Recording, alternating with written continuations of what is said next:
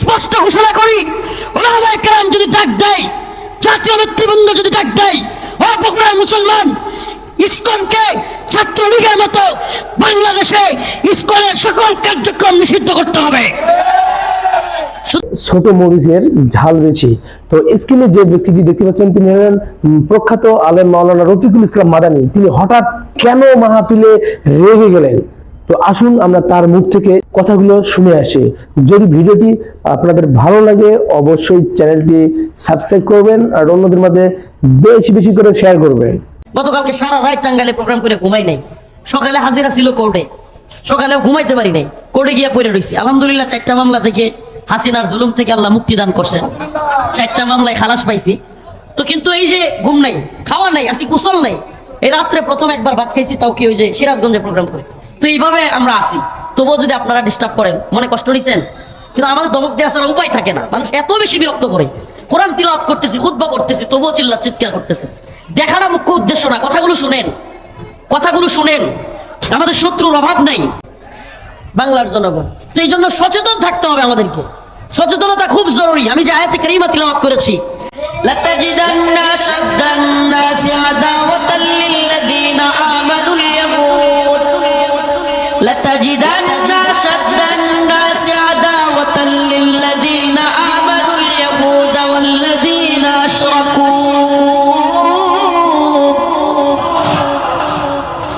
আল্লাহ রাব্বুল আলামিন বলেন, ও পৃথিবীর মুসলমান, জেনে রাখো পৃথিবীতে তোমাদের শত্রুতার জন্য সবচাইতে অগ্রগামী যে 2টা দলকে পাবা, লাতাজিদান্না শাদ্দান নাস আদাওয়াতাল লিল্লাযিনা আমানুল ইয়াহুদ। এর প্রথম দল হলো ইহুদি। কোন দল? মুসলমানদের শত্রুতায় আল্লাহ বলতেছেন সর্বপ্রথম তোমরা যে দলকে পাবা, এই দলটার নাম কি? ইহুদি। ইহুদি। এখন মিলায় দেখেন, গোটা পৃথিবীতে বিগত 1 শতাব্দীর হিসাব যদি করেন, দেখবেন সবচাইতে বেশি নির্যাতিত মুসলিমদের একটা অঞ্চলের নাম হলো ফিলিস্তিন। এলাকার নাম কি? ওই ফিলিস্তিনের দিকে তাকায় দেখেন, কারা যুগের পর যুগ মুসলমানদেরকে নির্যাতন করতেছে? এরা কারা? ইহুদি। এই ইহুদিরা যুগের পর যুগ মুসলমানদের উপর নির্যাতন নিপীড়ন করতেছে। তো আল্লাহ তো সেটাই বলেছে, লাতাজিদান্না শাদ্দান নাস আদাওয়াতাল লিল্লাযিনা আমানুল ইয়াহুদ। মুমিনদের সবচাইতে বড় শত্রুতা পোষণকারী হিসেবে তোমরা পাবে প্রথম দলের নাম হলো ইহুদি। প্রথম দলের নাম কি? আল্লাহ বলেন এর পরের দলের নাম হলো ওয়াল্লাযিনা আশরাকু। এর পরে হলো মুশরিক। কারা? এই ইন্ডিয়া 1975 পরবর্তী প্রায় 6 বছর এই হাসিনা নামক পুতুলটাকে নিজেদের মতো কইরা বিভিন্ন প্রশিক্ষণ দিয়া ভারতে রাইখা গড়েই তুলছিল বাংলাদেশের মুসলমানদেরকে, ইসলামকে ধ্বংস করার জন্য।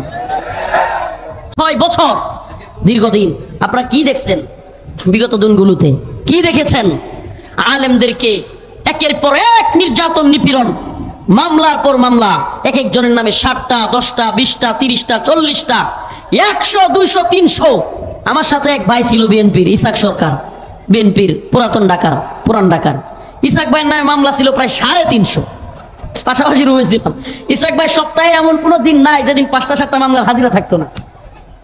প্রতিদিন মামলার যদি কোনো গিনেস ওয়ার্ল্ড বুকে জায়গা করা যাইতো, তাইলে অনেক নেতাকর্মী জামাতের, হেফাজতের কিংবা বিএনপির এরা গিনেস ওয়ার্ল্ড বুকে জায়গা পাইতো। এত পরিমাণে মামলা দিয়েছে, আলেমদেরকে মামলা দিয়েছে, জেলে নিয়েছে, রিমান্ডে নিয়ে রিমান্ডের নামে নির্যাতন করেছে, অকথ্য ভাষায় গালিগালাজ করেছে, আলেমদের যৌনাঙ্গে ধরে চাপ দিয়েছে, আলেমদেরকে, দেশের সর্বজন শ্রদ্ধেয় আলেমদেরকে কারাগার থেকে মৃত অবস্থায় বের করতে হয়েছে। এগুলো কি মিথ্যা? কোনো একটা কথাও কি মিথ্যা? আয়নাঘর তৈরি করেছে এই জাহেলের দল, এই জালেমের দল। কত বড় বদমাইশ! এখন এই আয়নাঘর নাকি ভুয়া, মিথ্যা, গুজব। আওয়ামী লীগ হলো গুজবের কারখানা। এরা এখনো পর্যন্ত, আমি নিজে বলি, আমি আজকেও সাংবাদিকদের সামনে বলে আসছি, র্যাব রিমান্ডে থাকা অবস্থায় আমাকে যেই সেলে রাখা হয়েছে, কবর সেল, বুঝেন? কবর মানুষকে মাটি দেয় না, দাফন করে না কবরে, এরকম একটা ছোট্ট করে রাখা হয়েছে আমাকে। আমি আশপাশ থেকে অন্যান্য ভাইদের চিৎকার শুনেছি মানুষের। আমাদেরকে চোখ বন্ধ করে বাথরুমে নিয়ে যাওয়া হইতো, ওখান থেকে আবার বের করার সময় চোখ বন্ধ করা হইতো। ওইটার ভিতরে খাবার দিত, পায়খানা ওইটার ভিতরে, ছোট্ট একটা কবরস্থানের মতো ঘর, এতটুক, দুই দিক থেকে হাত নাড়া দিলে দুই দিকে দেয়ালে হাত লাগে, নামাজ পড়তে গেলে এইভাবে, চিন্তা দিতে গেলে এইভাবে দুই হাত দুই দিকে লাগে, এত ছোট্ট ঘর। এর মধ্যে ওই ঘরের ভিতরে এতটুকু টয়লেট, টয়লেটে বসলে আপনার হাঁটু দুই সাইডে দুই দেয়ালে লাগে, এমন অবস্থা। আবার কি, টয়লেটের কোনো দেয়াল নাই, কিন্তু এখানেই দুর্গন্ধ, এখানেই খাও, এখানেই শুয়ে থাকো। তা আমি নিজে ভুক্তভোগী। এই দালালগুলো কি বলতে চায়, এরা কি বলতে চায়?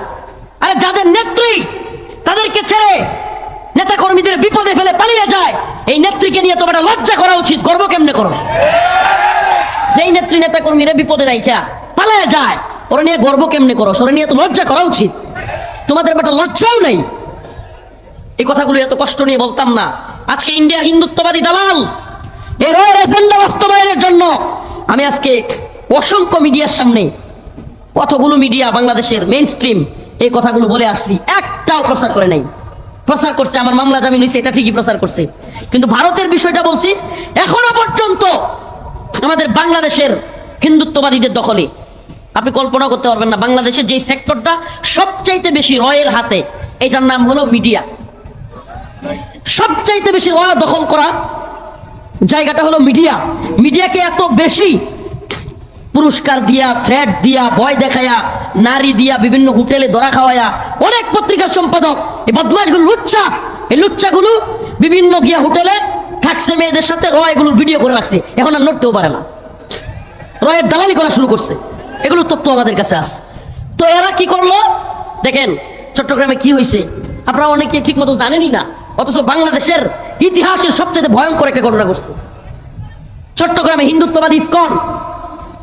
হিন্দুত্ববাদী ইসকনের সদস্যরা মুসলমানদের দোকানপাট গিয়ে ভাঙচুর করতেছে। আপনি কল্পনা করতে পারেন? এরা নাকি সংখ্যালঘু। এরা কি কয়? এরা কি, আমার কথা কি বুঝতেছেন না? এরা কি, তারা বলে তারা সংখ্যালঘু। বেটা, সংখ্যালঘুরা কি সংখ্যাগরিষ্ঠদের উপর আক্রমণ করে? হ্যাঁ, মুসলমানদের দোকানপাটে গিয়ে আক্রমণ করতেছে। বলবেন হুজুর তো রাজনৈতিক বক্তব্য দিছে, আমার আয়াত যেটা পড়ছি এই আয়াতের পক্ষেই বলতেছি। আল্লাহ পাক বলেছে তোমাদের মুমিনদের সবচেয়ে কঠিন শত্রু একটা হলো ইহুদি আর একটা হলো মুশরিক। এই হিন্দুত্ববাদী মুশরিকরা বাংলাদেশে একটা যুদ্ধ চাপায় দেওয়ার জন্য, হাসিনা চলে যাওয়ার পর থেকে এদের মাথা খারাপ হয়ে গেছে। এখন বাংলাদেশের মুসলমানদের উপর একটা যুদ্ধ চাপায় দেওয়ার জন্য আপ্রাণ চেষ্টা করতেছে। অনেক কূটনীতিবিদ, অনেক বুদ্ধিজীবী, অনেক রাজনীতিবিদ, পররাষ্ট্রনীতিবিদ আমাদেরকে বিভিন্ন ধরনের ভয় দেখায়। আমি বলি শুন বেটা, সোভিয়েত ইউনিয়ন দাম্ভিকতা দেখায় আফগানে এসে হামলা করছিল, আল্লাহ পাক আফগানের মুল্লাদের মাধ্যমে সোভিয়েতকে ভেঙে খান খান করে দিয়েছিল। আমেরিকা সহ ব্রিটেন, জার্মান, ফ্রান্স, ইতালি সমস্ত পশ্চিমারা একত্রিত হয়ে নেটো জোট গঠন করে আফগানিস্তানে হামলা করেছিল। আল্লাহ পাক সেই নেটো জোটকেও আফগানিস্তানে 2021 সালে পরাজিত করে আফগানদের বিজয়ী করেছিল। এই আল্লাহ এখনো আছে না নাই? ভারতকে ভয় পাওয়ার টাইম আছে? আমরা একটা কথা বলি, আমরা দাঙ্গায় বিশ্বাসী না। আমরা হিন্দু মুসলিম দাঙ্গা হোক এটা আমাদের চাওয়া না। আমরা মুসলিম সংখ্যাগরিষ্ঠ দেশে অন্যান্য ধর্মাবলম্বীরা থাকবে, সহ অবস্থানে বিশ্বাসী, কিন্তু তাই বলে ইসকন নাম দিয়ে রয়ের দালালি করে হাসিনাকে আবারও ক্ষমতা আনার জন্য এদেশে দাঙ্গা বাজাবে সুস্পষ্ট ঘোষণা করি। ওলামায়ে কেরাম যদি ডাক দেয়, জাতীয় নেতৃবৃন্দ যদি ডাক দেয়, ও বগুড়ার মুসলমান, ইসকনকে ছাত্রলীগের মতো বাংলাদেশে ইসকনের সকল কার্যক্রম নিষিদ্ধ করতে হবে। শুধু তাই নয়, ইসকনের বিরুদ্ধে প্রয়োজনে চট্টগ্রাম অভিমুখে লং মার্চ করা হবে। এরা কি করছে? আমাদের মুসলমানদের দোকানের মধ্যে গিয়ে হামলা করে বসেছে। অনেক ধৈর্য ধরা হয়েছে, অনেক ধৈর্য ধরা হয়েছে। এই হিন্দুত্ববাদীরা ভারতে আমাদের মুসলিমদের ঘর বাড়ি পুড়িয়ে দেয়, ঘর বাড়ি বুলডোজার দিয়ে গুড়িয়ে দেয়, আমাদের প্রাণের মসজিদ, বাবরি মসজিদ ভেঙে দেয়। এরা নাকি আবার বাংলাদেশের বন্ধু, এরা নাকি স্বামী স্ত্রীর সম্পর্ক। কত কিছুই তো কইল না। তো এটা কেমন সম্পর্ক হলো যে আমাদের দেশ ৭৪ বছরে যেই বাঘগুলো ছাড়ে নাই, এইবার হাসিনা চলে যাওয়ার পরে সেই বাঘগুলো ছেড়ে দিয়ে বাংলাদেশের মানুষকে বন্যার পানি দিয়ে মারে, সীমান্তের কাঁটাতারে আমাদের ভাই বোনদেরকে পাখির মতো গুলি করে মারে। আবার আমাদের দেশ দিয়া রেল লাইন নেয়, ট্রানজিট নেয়, আমরুপালি নেয়, ইলিশ নেয়, সব নিবে, আবার দেওয়ার সময় আমাদেরকে লাশ দিবে। এটার নাম বন্ধুত্ব? এটার নাম বন্ধুত্ব? আমাকে আজকে সাংবাদিকরা, অনেকগুলো পত্রিকা, অনেকগুলো মিডিয়া ছিল, জিজ্ঞেস করছে, হুজুর আপনারা আগামীর রাজনীতি অবস্থা কি দেখতে চান বাংলাদেশে, এই সরকারের কাছে আপনাদের কি বলার? এই কথাটা প্রচারই করে নাই। আমি বলে আসছিলাম, এই সরকারের কাছে আমাদের কথা, আপনারা শত শত লাশের শহীদের আমরা ধারণা করি, আল্লাহ পাক জালেমের বিরুদ্ধে যারা শহীদ হয়েছে, নিহত হয়েছে, আল্লাহ পাক তাদেরকে শহীদ হিসেবে কবুল করুক। শত শত লাশ কিংবা শহীদের লাশের উপর দিয়ে, স্তূপের উপর দিয়ে আপনারা ক্ষমতায় এসেছেন। আপনাদের প্রতি জাতির প্রত্যাশা অনেক, কিন্তু এটা মনে রাখবেন, হাসিনা ভারতের গোলামি করার কারণে এ দেশবাসী ভারতের গোলামি পছন্দ করে নাই, এক ফ্লাইং কিক মেরে দিল্লিতে পাঠাইছে। আপনাদের প্রতি প্রত্যাশা থাকবে, অন্য কিছুর ব্যাপারে কি করবেন আমরা জানি না, কিন্তু ভারতের ব্যাপারে নমনম করা যাবে না। এই বাংলাদেশের ধর্মীয়ভাবে বলেন, রাজনৈতিকভাবে বলেন, ভৌগোলিকভাবে বলেন, বর্তমানে বাংলাদেশের সবচাইতে বড় শত্রুর নাম হলো ভারত। এই বিষয়টা যে যত বেশি দেরি করবে বুঝতে, গদবাদা জিন্দেগি বাদ দেন, গদবাদা চিন্তা বাদ দেন। এরা একটা দাঙ্গা লাগায়, আজকে সেনাবাহিনী ব্রিফ করেছে, সেনাবাহিনী যে তারা ষড়যন্ত্র করেছিল হিন্দু মুসলিম দাঙ্গা লাগাইয়া দিতে। আপনি কল্পনা করতে পারেন, হিন্দু মুসলিম দাঙ্গা লাগাইয়া তারা বহির্বিশ্বে সিম্পেতি নিতে চায় যে হিন্দুদেরকে মারে। অবাক হয়ে গেলাম, একটা মিডিয়াও ইসকনের নাম লিখতে পর্যন্ত পারতেছে না। ইসকন হামলা করছে এটা লিখে না, কয় দুর্বৃত্তরা হামলা করছে। ফাঁসাই পিটানো দরকার দুর্বৃত্ত বদমাইশ গুলো। ইসকন শব্দটা লিখতে পারতেছে না, এমনকি হিন্দুরা হামলা করছে এই কথাটা পর্যন্ত এই মিডিয়া লিখতে পারতেছে না। সর্বপ্রথম বাংলাদেশে বর্তমানে যে দালালগুলোকে হুঁশিয়ার করা উচিত, যে দালালগুলোকে বয়কট করা উচিত, রয়ের দালালি সবচাইতে বেশি করতেছে এই প্রথম আলো এবং ডেইলি স্টার। আমাদেরকে সচেতন হইতে হবে। বলবে হুজুর আপনি এগুলো বক্তব্য দিচ্ছেন, হ্যাঁ ভাই, আমরা যেটা ভালো মনে করি, সব বক্তা কবরের ওয়াজ করবে না, সব বক্তা নামাজের ওয়াজ করবে না, সব বক্তা হজ যাকাত কুরবানির ওয়াজ করবে না। কিছু কিছু বক্তা আপনাদেরকে, এই জাতিকে, বহির্বিশ্বের কিংবা বিশেষ করে ইসলাম এবং মুসলমানদের উপর যারা ষড়যন্ত্র করতেছে তাদের ব্যাপারে সজাগ করতে হবে। আমরা সেই দায়িত্ব নিয়েছি, যে জন্য বারবার গ্রেফতার হয়েছি। আফসোস নাই, আফসোস নাই। আজকে মিডিয়া জিজ্ঞেস করছে, হুজুর আগে কথা বলতে পারতেন না, এখন বলতে পারেন, মানে পরিবেশটা কি বলবেন? আমি বলছি ভাই, এটা নিয়ে আমার বিন্দু মাত্র মাথা ব্যথা নেই। অন্য কে কি বললো আমি জানি না, কিন্তু আমি আগেও যা বলার বলছি, এখনো যা বলার বলি। আমার আগেও যা ছিল এখনো যা, আলহামদুলিল্লাহ। সুস্পষ্ট বলি আপনাদেরকে, আল্লাহ পাক বলে দিয়েছেন, পররাষ্ট্রনীতিবিদ আল্লাহর চাইতে বড় কেউ নাই। আল্লাহ বলেছেন, লাতাজিদান্না আশাদ্দান নাস, মানুষদের মধ্যে সবচাইতে বেশি আদাওয়াতাল লিল্লাযিনা আমানু, মুমিনদের শত্রু হিসেবে আল ইয়াহুদ ওয়াল্লাযিনা আশরাকু, এক নম্বরে হলো ইহুদি।